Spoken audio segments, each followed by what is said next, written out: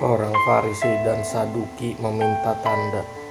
Kemudian datanglah orang-orang Farisi dan Saduki hendak mencobai Yesus.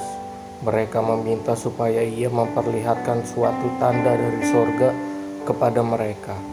Tetapi jawab Yesus, "Pada petang hari, karena langit merah, kamu berkata hari akan cerah. Dan pada pagi hari, karena langit merah dan redup, kamu berkata hari buruk. Rupa langit kamu tahu membedakan, tetapi tanda-tanda zaman tidak. Angkatan yang jahat dan tidak setia ini menuntut suatu tanda, tetapi kepada mereka tidak akan diberikan tanda selain tanda Nabi Yunus." Lalu Yesus meninggalkan mereka dan pergi. Tentang ragi orang Farisi dan Saduki. Pada waktu murid Yesus menyeberang danau, mereka lupa membawa roti.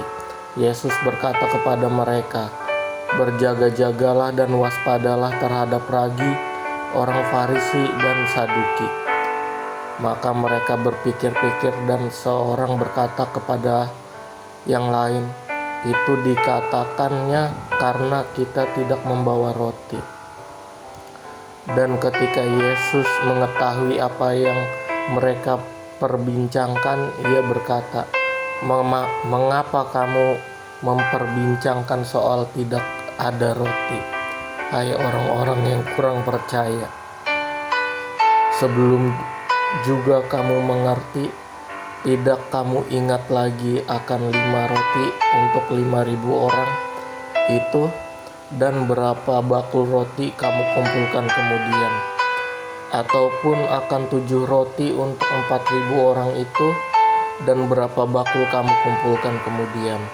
Bagaimana mungkin kamu tidak mengerti bahwa bukan roti yang kumaksudkan? Aku berkata kepadamu, waspadalah terhadap ragi orang Farisi dan Saduki."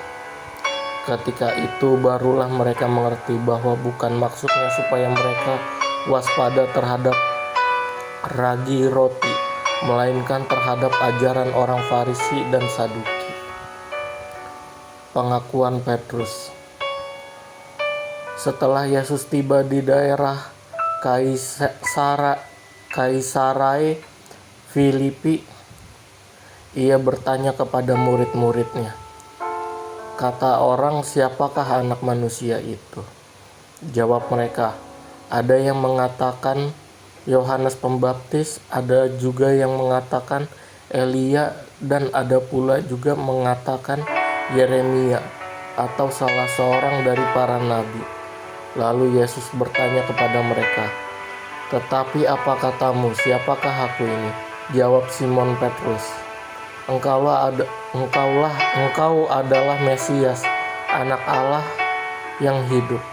Kata Yesus kepadanya, "Berbahagialah engkau Simon bin Yunus, sebab bukan manusia yang menyatakan itu kepadamu, melainkan Bapa-Ku yang di surga. Dan aku pun berkata kepadamu, engkau adalah Petrus, dan di atas batu karang ini aku akan mendirikan jemaatku, dan alam maut tidak akan menguasainya. Kepadamu akan kuberikan kunci kerajaan sorga. Apa yang kuikat di dunia ini akan terikat di surga, dan apa yang kulepaskan di dunia ini akan terlepas di surga." Lalu Yesus melarang murid-muridnya supaya jangan memberitahukan kepada siapapun bahwa ia Mesias.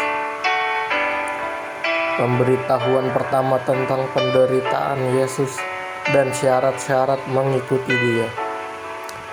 Sejak waktu itu Yesus mulai menyatakan kepada murid-muridnya bahwa Ia harus pergi ke Yerusalem dan menanggung banyak penderitaan dari pihak tua-tua, imam-imam, kepala dan ahli-ahli Taurat, lalu dibunuh dan dibangkitkan pada hari ketiga.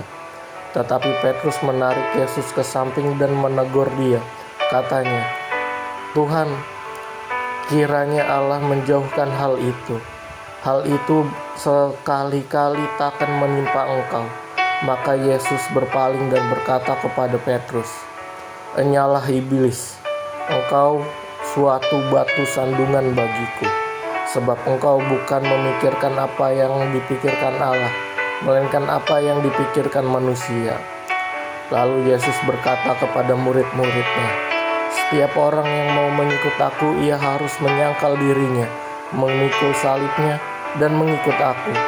Karena barang siapa mau menyelamatkan nyawanya, ia akan kehilangan nyawanya. Tetapi barang siapa kehilangan nyawanya karena aku, ia akan memperolehnya.